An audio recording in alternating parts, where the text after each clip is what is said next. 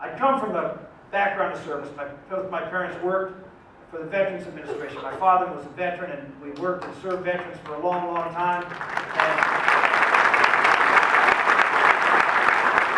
I always felt, unlike maybe a lot of folks, that serving and serving your country, through actually being a representative or actually engaged in government was not a bad thing. It was a good thing if you went there for the good reason, for the right reasons. And so I went out there and I ran for the Senate, and again, big election, tough election, no chance of winning, big state that doesn't vote Republican very often, hadn't elected a conservative since the Great Depression. And I went out and I won again. And so here I am, the busiest man you'd ever want to see, just running. Finally get to the United States Senate, I got a 6-year term. I wasn't running for my life every 2 years, running in a tough district I had 6 years. And I got there I was the most unlikely of candidates to have ever survived those 3 races. And here I was, at 36 years of age, by far the youngest United States Senator. I'll never forget the one picture I had taken was in Time magazine, the first week I was sworn in. I was standing there, and then there was a gentleman standing in front of me, and the two of us took this picture. They put it in Time magazine. And the reason they took the picture, I was the youngest member of the Senate, and this gentleman was the oldest member of the Senate. And the reason they put the 2 pictures together is because this member of the Senate was in the Senate before I was born. His name was Strom Thurmond.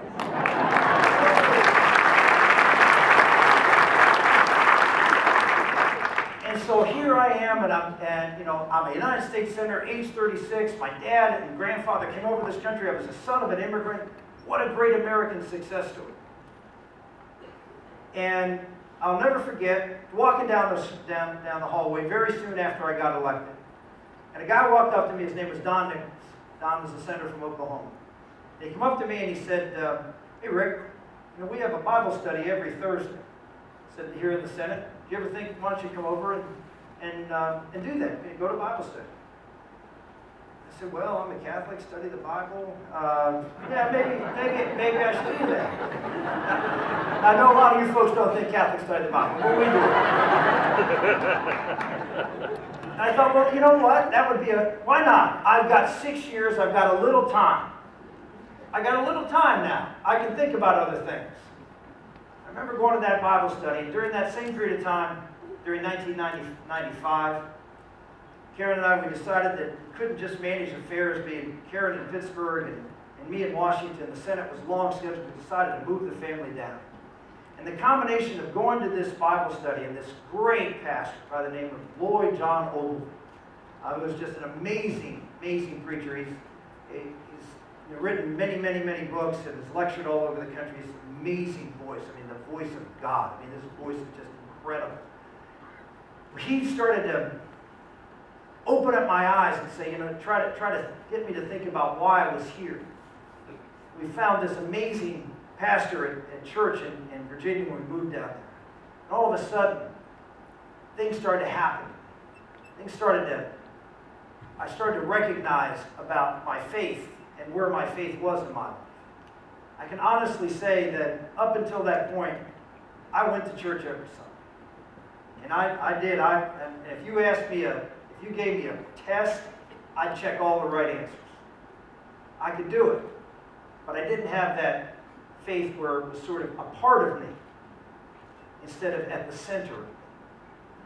It was an intellectual, an occasional, relational faith. But it wasn't a personal relationship. It wasn't at the center and core of my life and the reason for my life. And during that period of time, my faith just blossomed. And through great spiritual leaders and the relationship with my wife Karen, I can tell you personally, my faith exploded. And during that time, Lloyd Ogilvie said, why don't you think about starting a small group? So I did. It was 4 of us, became 5 of us. We met twice a week in the Senate. There's a little chapel in behind the rotunda in the Capitol. It's a little chapel. It's not used very often, unfortunately. So we went there every Wednesday and Thursday. 5 senators. No politics. No issues.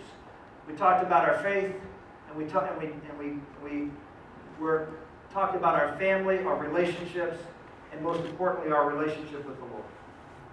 And that process, that accountability, was so important to me in my spiritual growth.